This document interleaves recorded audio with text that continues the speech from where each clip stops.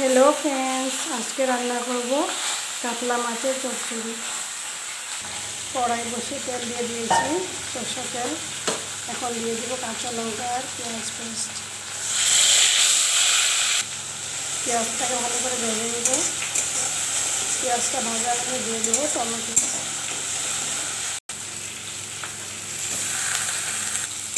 Tomato দিয়ে দিয়েছি। এখন দিয়ে দেবো নুন আর হলুদ।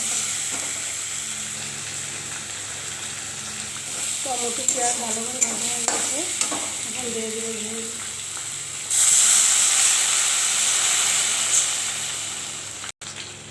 দিয়ে দিব মাছগুলো। এখন দিয়ে দিব পেস্ট করে রাখা সরষে।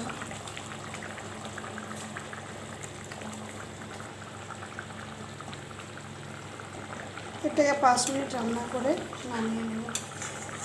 ধনে পাতা কুচি দিয়ে নামিয়ে নেব।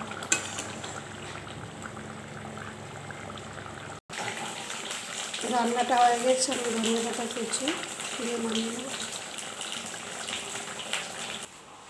রেডি হয়ে গেল কাতলা মাছের চচ্চড়ি। আমার রান্নাটা ভালো লাগলে লাইক কমেন্ট করবে।